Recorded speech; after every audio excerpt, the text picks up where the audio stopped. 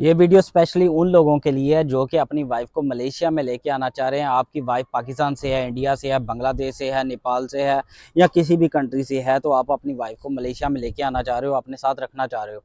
तो इसका तरीकाकार ये है, सबसे पहली बात ये कि आप मलेशिया के अंदर लीगल होने चाहिए। आपका मलेशिया के अंदर स्टेटस लीगल होना चाहिए। स्टूडेंट हो, वर्क वीज़ा पे हो, पीआर पे हो, या बिजनेस से रिलेटेड वीज़ा पे हो, या MM2H के वीज़े के ऊपर हो, प्रोफेशनल वीज़ा है, कुछ भी है, मलेशिया के अंदर आपका स्टेटस लीगल होना चाहिए।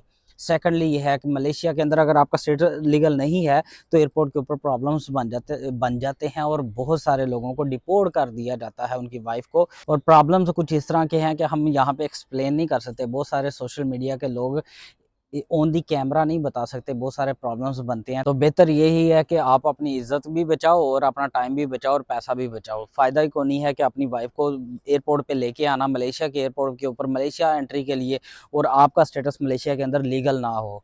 तो सेकंडली थर्डली अब ये है कि तो तरीकाकार क्या है। सबसे पहले आपने अपनी वाइफ को लेके आना मलेशिया में, तो सबसे पहले उसका विजिट वीज़ा अप्लाई करो। विजिट वीज़ा आपको मिल गया, उसके बाद किसी एजेंट की ज़रूरत नहीं है, किसी भी किस्म की कॉन्ट्रासेप्ट की ज़रूरत नहीं है, किसी भी किस्म की टेंशन लेने की ज़रूरत नहीं है। करना क्या है, आपकी वाइफ के सारे डॉक्यूमेंट कंप्लीट होने चाहिए।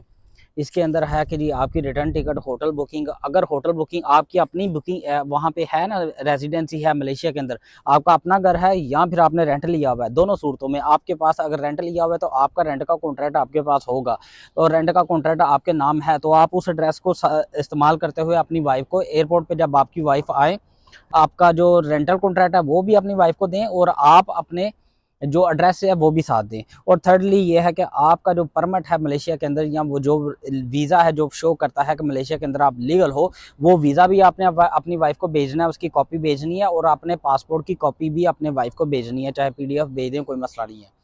तो ये चीज़ें आपने भेजनी है। अब आपकी वाइफ एयरपोर्ट के ऊपर आ जाएंगी, उनके पास रिटर्न टिकट भी है, होटल बुकिंग भी है, और अगर होटल बुकिंग नहीं तो आपके घर का एड्रेस मैंने बता दिया हुआ, एक्सप्लेन कर दिया हुआ है, और उसके बाद उनके पास शो मनी भी है। शो मनी के चक्करों में आपने कम पैसे नहीं भेजने, या इस तरह नहीं करना, सोचना नहीं है कि यार मैं यहाँ पे लीगल हूँ तो है कोई नहीं बात, उसको तो कोई $1000 दे देता हूँ, $500 दे देता हूँ, 2000 US डॉलर के बराबर आपके वाइफ के पास अमाउंट होनी चाहिए, चाहे वो US डॉलर में हो, चाहे मलेशियन रिंगट के अंदर हो। तो ये पैसे आपने उनको दे के, ये सारी चीज़ें आपने दे के एयरपोर्ट के ऊपर जब वो आ जाएंगी, थोड़ा सा तो वो बोल सके ना ABC में, कि वो बताएं कि जी मैं अपने हस्बैंड से मिलने आई हूँ, मेरा हस्बैंड यहाँ पे काम करते हैं, ये उनका पासपोर्ट नंबर है और ये उनका परमिट है, और मैं उनसे मिलना चाह रही हूँ। तो ठीक है, इट्स ओके, वो एंट्री मिल जाएंगी, चाहे वो आपके साथ वालदा क्यों नहीं है, वालद क्यों नहीं है, वो आपका भाई तो मुश्किल है, क्योंकि थोड़ा सा मसला बन जाता है मेल का कि यार ये बंदा भी यहाँ पे स्लिप होने तो नहीं आया। तो इसलिए आप अपनी फैमिली के मेंबर साथ भेज सकते हो, आप अपनी वाइफ को लेके आ सकते हो, तो वाइफ को वहाँ से रिसीव करो। अब अगर वो इमिग्रेशन आपसे कॉन्टैक्ट करती है कि हाँ जी आप किधर हैं, तो आप बता सकते हो जी मैं एयरपोर्ट पे आया हूँ, मैं उनको रिसीव करने आया हूँ, मैं यहाँ से उनको रिसीव कर लूँगा।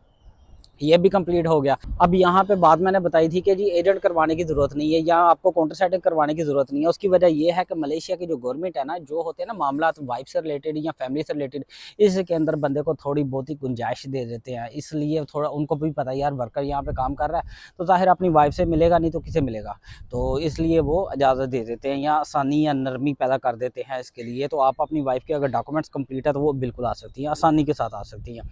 अब यहाँ पे इसके बाद का प्रोसेस है जी, अपनी वाइफ को लॉन्ग टर्म आप रखना चाह रहे हो। अगर लॉन्ग टर्म रखना चाह रहे हो उसको, उसके तरीकाकार सिंपल सा है। पहला वीज़ा ख़त्म होने के बाद उसको दूसरा वीज़ा, यानी कि वीज़ा तो नहीं, मतलब कि पहला विजिट है अगर ख़त्म हो रहा है, उसकी ड्यूरेशन पूरी हो रही है 30 डेज, उसके बाद उसको एक्सटेंड करा लो, फिर उसको एक्सटेंड करा लो, 2 दफ़ा उसको एक्सटेंड करा लो। इस तरह करके आप 90 दिन यानी कि 3 मंथ तक अपनी वाइफ को लीगल रख सकते हो। इनलीगल मत कीजिएगा, मत सोचिएगा आफ्टर 2 ईयर 3 ईयर्स मैं आउट पास लगवा के भेज दूंगा। बड़े मसले मसाइल क्रिएट हो जाते हैं। फिर वही बात आ जाती है, मैं दोहराता हूँ वही बात कि बहुत सारी चीज़ें हम जानते हैं, लोगों के मामला हम जानते हैं, और अल्लाह पाक पर्दा ही रखे। और लोग अगर हमारे साथ शेयर करते हैं तो उससे उसका मतलब यही होता है कि हम अपने तक ही वो बातें रखेंगे। इसलिए बेहतर है कि आपकी वाइफ जैसे आए, लीगल रखो, उसके बाद लीगल उनको भेज दो। वो लीगल भेज दोगे दोबारा फिर बुला सकते हो। तो यही कहूँगा, स्टे लीगल, स्टे सेफ और स्टे एक्टिव और हैप्पी आल्सो। कि अगर आपको वाइफ को बुलाने के सिलसिले में अगर आपको किसी भी किस्म का कोई मसला आ रही है, कोई इन्फॉर्मेशन चाहिए, या वीज़े से रिलेटेड आपको कोई इन्फॉर्मेशन चाहिए, या प्रोसेस से मतलब कोई इन्फॉर्मेशन, कोई सवाल हो, आप मुझसे कॉन्टैक्ट कर सकते हैं। मेरा कॉन्टैक्ट नंबर ऑलरेडी वीडियो के डिस्क्रिप्शन के अंदर मौजूद है, तो नहीं तो आप मुझे मैसेज भी कर सकते हैं इस वीडियो के नीचे। तो अपना बहुत सारा ख्याल रखिएगा, दुआ में याद रखिएगा। अल्लाह आपका हामी व नासिर हो। अस्सलाम वालेकुम।